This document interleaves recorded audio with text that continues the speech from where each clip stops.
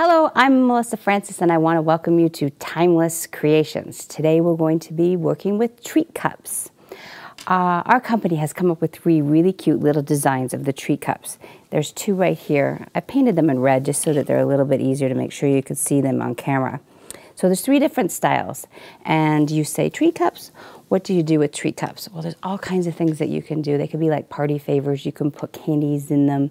You can actually make them as Christmas ornaments, all kinds of things. And it's so simple to do. The first thing you want to do is they come actually as chipboard, so unassembled. And you just have to kind of glue them together. It's very simple. You just kind of put all 4 sides together and glue it onto the bottom. And they also come with a little bit of twine. It's kind of paper covered twine. And I've chose to do this one red because I did it as a Valentine's one.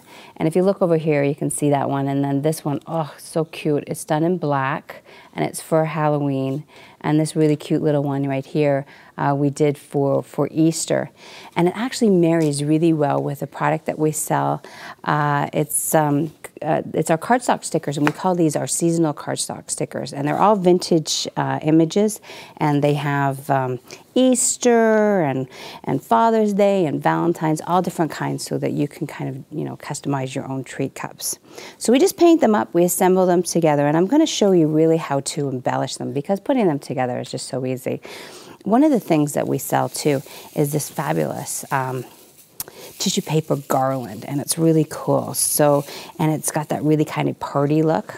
And I'm going to show you how to do to assemble this one with the Easter theme. So it's very, very simple. You're just going to wrap around your tissue paper garland like this. You'll just put a little bit of glue or glue dot to affix it to the bottom, and then you're just going to just keep wrapping. And it depends on how thick you want it. If you want it thicker, you know, like this, you can just do it tighter. So you just keep wrapping around, wrapping around, wrapping around, and it's that simple. And then when you get your treat cup, what you want to do is you are going to have to create a hole in it. And I like to use the crocodile. And what you can do is you just go in with your crocodile, whoops, the wrong way. And you're just going to go like this, and you're just going to quickly punch a hole. And then you have a cute little hole you can see I've done over here. And you can just then put your little holder through. But the cutest thing, too, that I want to show you is our crepe paper. And the crepe paper is what really accents it. If you can look right here, you can see I've done it right here as kind of a trim. And then on the Halloween one, I've done it as a rosette. And everybody's always asking me, how do you do these crepe paper rosettes? So I'm going to show you. It's very, very simple. What you want to do is just cut a piece of crepe paper. Now you have to think about how big you want your rosette. So however wide you want the rosette, you want the crepe paper to be half that size. So if you're going to want a 2-inch rosette, you're going to want a 1-inch wide crepe paper, 4-inch, 2-inch crepe paper, and that's how you do it. And then depending on how thick and how many pleats you want, then that's how wide. My average one that I do for a lot of scrapbooking and on the treat cups is about 14 inches by about 2 inches, and that's what this one is. And you can see it's not cut perfectly, and you don't need to cut it perfectly because what we're going to do with it is going to make it perfect. So you just want to go along the edge. And you can see I've already started it here. And this is what's called a basting stitch. Yes, I know, a little bit of sewing. It's not that hard. You don't even need to put a knot in the end. You're just going to take a piece of needle and thread, and you're just going to go through like this.